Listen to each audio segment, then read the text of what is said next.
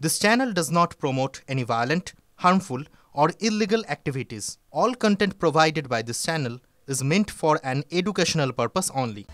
রাজনৈতিক লড়াই বা এলাকা দখলের লড়াইয়ে বোমাগুলি বন্দুক দেখে এই বাংলার মানুষ এখন অভ্যস্ত, কিন্তু এখন যে নতুন ট্রেন্ড সম্পর্কের টানাপোড়েনে গুলি, কৃষ্ণনগরে ভর দুপুরে যেটা হলো তা গা শিউরে ওঠার মতো। কাঁচরাপাড়া থেকে কৃষ্ণনগরে গিয়ে এক তরুণীকে খুন করল এক যুবক, পলাতক অভিযুক্ত।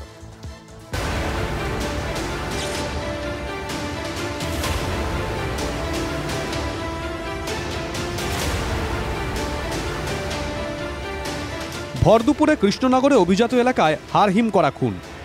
বাড়িতে ঢুকে 19 বছর বয়সী তরুণীকে গুলি করে খুন করে এক যুবক, সঙ্গে সঙ্গে মৃত্যু হয় তরুণীর।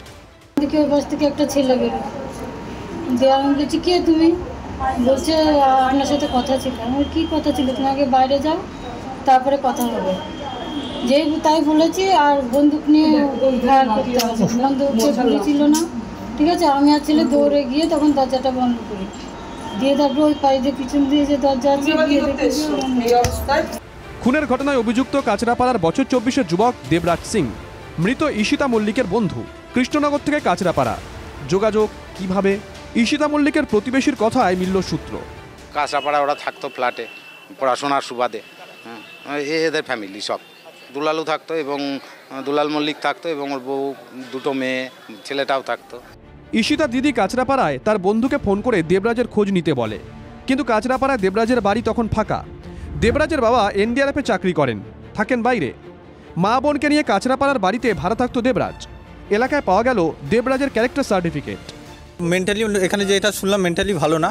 আগে এখানে আশেপাশে কয়েকটা দোকানে মনে হয় চুরি ফুরি করেছে, সেই ঘটনাটাও আমরা শুনলাম।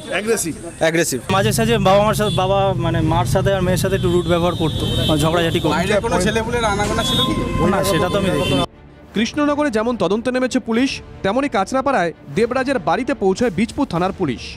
আমরা যেটা জানতে পেরেছি, মেয়েটির সঙ্গে পূর্ব পরিচিতি হয়তো ছিল, সেই সূত্রে আলাপও ছিল, এবং সেটা আমাদেরকে একটু ভেরিফাই করতে হবে। একটাই হয়েছে, আমরা একটাই পেয়েছি। কাঁচরাপাড়ায় স্কুলে পড়ার সময় থেকেই দুজনের পরিচয়, সম্পর্কে টানাপোড়েন নেই কি খুন, তদন্ত করছে পুলিশ। কিন্তু সবথেকে বড় প্রশ্ন, 23-24 বছর বয়সী যুবকের হাতে এত সহজেই কিভাবে পৌঁছে গেল আগ্নেয়াস্ত্র? অস্ত্র পাওয়া এখন এত সহজ? মহাদেব কুণ্ডু ও অনন্ত চট্টোপাধ্যায়ের রিপোর্ট, TV9 বাংলা।